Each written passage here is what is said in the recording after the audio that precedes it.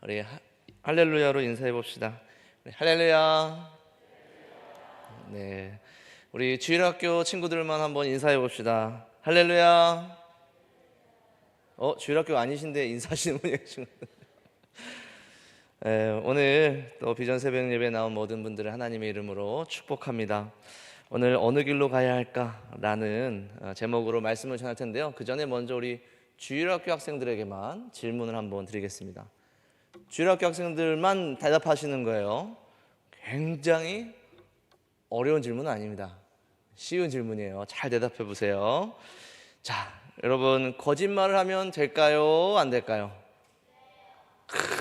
훌륭합니다. 너무 훌륭하지 않습니까? 하나 더 할게요. 도둑질하면 됩니까? 안 됩니까? 훌륭합니다. 자, 하나만 더 할게요. 여러분, 하나님 외에 다른 신을 섬기면 됩니까? 안 됩니까? 절대 안 돼요. 여러분, 박수 한번 쳐주십시오. 우리 주일학교 교육 수준이 아주 수준이 높지 않습니까? 이렇게 어려운 질문을 이런 질문들은 사실은 대답하기 어려운 질문은 아니죠. 그렇죠? 우리 주일학교 친구들 이게 어려운 질문 아니죠. 그런데 우리가 살아가면 이런 질문보다는 성경에 어떤 악한 것이나 죄나 아니면 착한 것, 선한 것 이런 것을 선택하는 분명한 질문보다는 사실은 그것과는 상관없는 질문들이 참 많은 것 같아요. 어려운 선택이지만 별로 중요하지 않은 질문들도 있습니다. 예를 들어 이런 것이죠. 이거 한번 바로 대답해 보세요. 여러분, 치킨 먹을래요? 피자 먹을래요? 별로 어렵지 않죠. 이게 부담 없이 얘기할 수 있잖아요. 이게 피자를 먹던 치킨을 먹던 그게 별로 크게 나의 삶에 이렇게 영향을 주진 않아요. 자, 그런데 이번 질문 여러분 바로 대답하지 마십시오. 제발 바로 대답하면 안 됩니다. 어려운 질문인데 참 뭘 선택해야 될지 어려운 질문인데 그 선택의 결과가 굉장히 큰 게 있어요. 바로 대답하지 마세요. 제발 바로 대답하면 안 돼요. 아빠가 좋아요? 엄마가 좋아요? 이거 대답하지 말라니까. 대답하면 안 됩니다. 이거 대답하면 안 돼요. 그래요. 엄마 아빠요. 좋습니다. 지혜롭네요. 여러분, 우리가 살아가면 이런 질문들이 더 많아요. 참 무엇을 선택해야 될지 어려운 질문인데 뭐가 다른지도 모르겠고 때로는 그 결과가 어떤지 가늠해 볼 수도 없는, 그러나 참 내 인생에 참 크게 영향을 줄 것 같은 그러한 일들이 참 많습니다. 그럴 때는 뭐라고 대답해야 될지 혹은 어떻게 선택해야 할지 어느 길로 가야 할지 참 헷갈릴 때가 많아요. 시간이 지나면 그런 일들이 더 많이 벌어지죠. 그런데 그러한 삶을 살아가는 중에 우리의 삶에 어려움이 닥치게 된다면, 어떤 고통이 찾아오게 된다면, 고난이 다가오게 된다면 우리는 이런 생각을 하게 돼요. 내가 선택을 잘못한 것인가? 처음 볼 때는 그게 어떤 영향이 없었던 것 같은데 내가 그때 선택을 잘못했구나. 그래서 내가 지금 이렇게 힘들게 살고 있구나. 이렇게 고통 속에 살고 있구나. 그렇게 되면 그 다음에 어떤 길을 선택할 때는 발이 잘 안 떨어지는 거예요. 몸이 움직이질 않는 겁니다. 굳어버리는 겁니다. 어떻게 해야 될지 모르겠어요. 어떤 길을 가야 할지 모르겠어요. 어떻게 선택해야 될지 모르겠어요. 이러한 질문들을 사실은 청년들에게 참 많이 받아요. 주일학교 다니면서 말씀을 배우고 무엇이 죄인지 뭐가 죄가 아닌지 그것을 배우고 그것을 고백할 때는 참 쉬웠습니다. 그런데 이제는 막상 세상에 나와서 무엇을 배워야 될지, 무엇을 말해야 될지, 또 어떤 직장을 가야 될지, 그것에서 어떻게 행동해야 될지, 어떤 선택을 해야 될지 성경에는 그것이 죄인지 아닌지 잘 나오지 않는데 마치 나의 삶의 어려움들은 내가 뭔가 잘못 선택해서 일어난 것 같고, 그럴 때는 시간이 지나면 지날수록 너무 어려워진다는 거예요. 어떤 길을 가야 할까? 무엇을 선택해야 될까? 특별히 인생을 살아가면서 어려움이 찾아오고 고난을 당하면 당할수록 더 발이 굳어져서, 더 몸이 굳어져서 움직일 수도 없는 그런 상황 속에서 참 어떻게 해야 될지 모르겠습니다 라는 그런 신방을 할 때가 참 많이 있습니다. 여러분, 그럴 때에 오늘 우리가 욥을 기억했으면 좋겠어요. 욥이라 하면 그 누구보다 큰 고난과 고초를 겪은 사람 아닙니까? 그 누구보다 하나님 앞에서 정직했던 사람 아닙니까?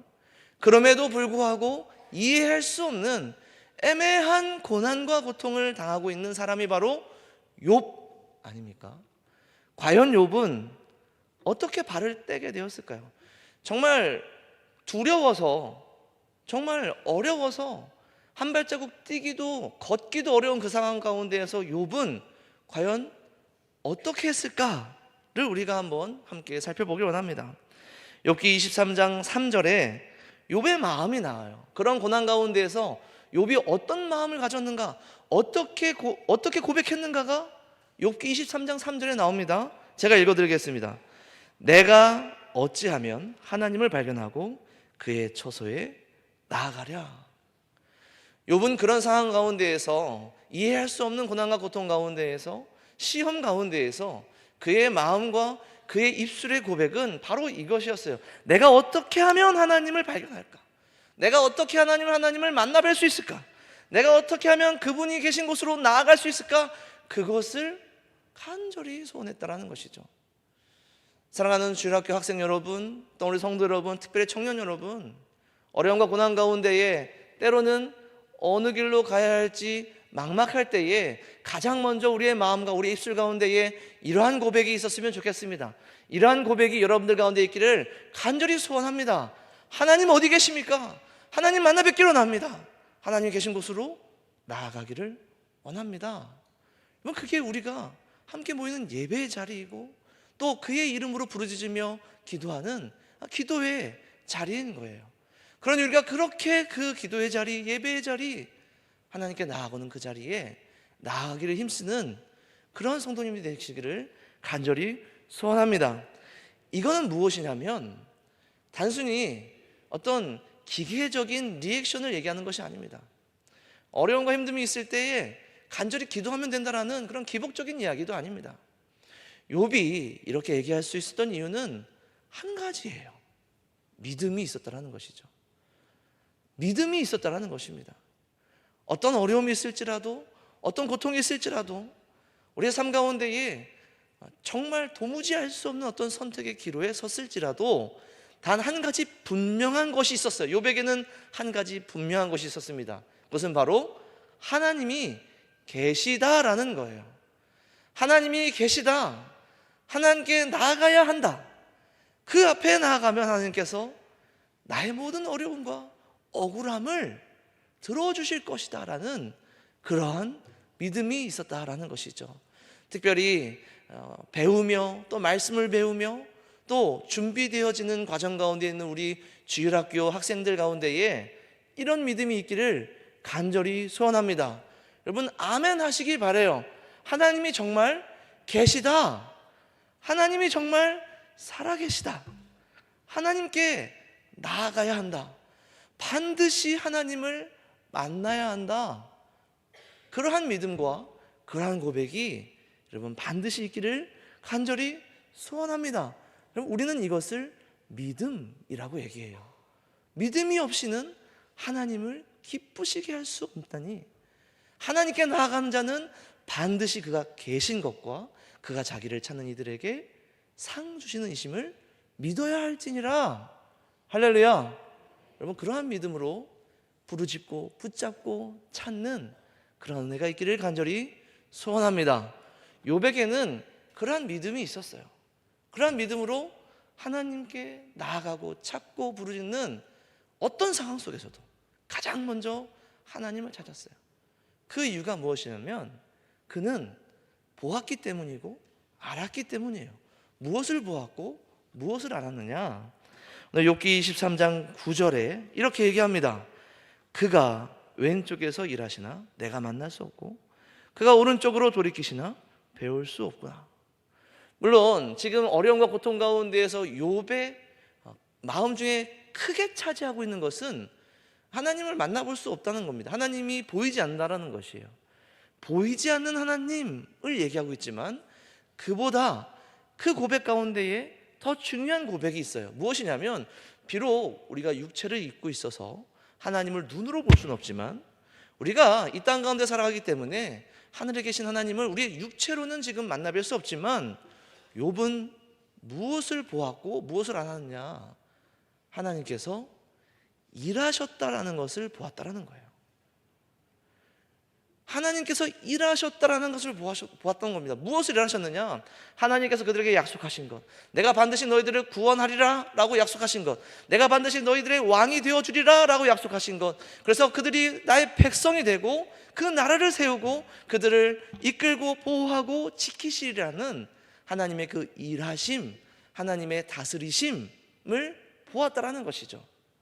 여러분, 우리도 이 땅 가운데 살아가면서 우리에게 믿음이 있습니다. 그리고 이 믿음을 지키려면, 이 믿음이 더욱더 견고해지려면 하나님의 일하심을 보아야 한다는 거예요. 하나님이 지금도 일하신다는 사실을 믿으시기 바랍니다.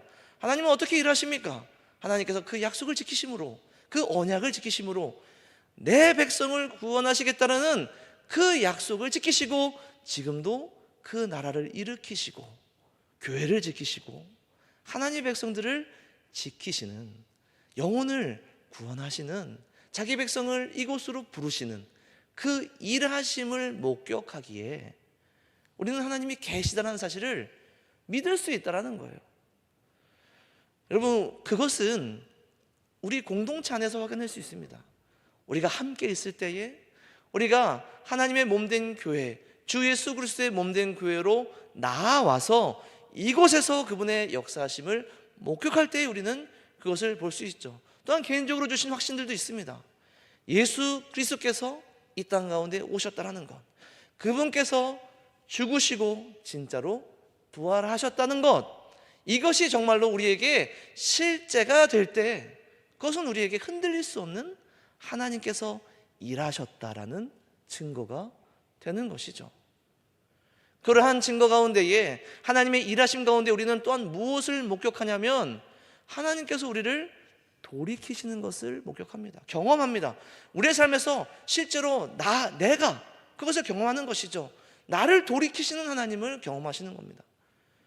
내가 죄 가운데 있을 때에, 내가 연약함 가운데 있을 때에, 내가 내 스스로는 하나님을 찾을 수 없고 내 능력으로는 더 이상 하나님을 고개 들어 볼 수 있는 힘과 능력조차 다 바닥났을 때, 그때 하나님께서 우리를 돌이키시는 것을 경험하는 거예요.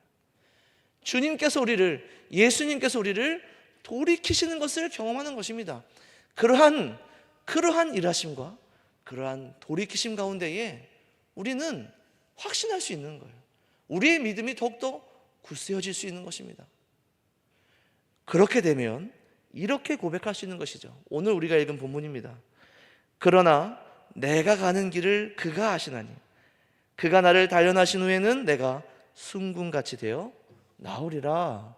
할렐루야.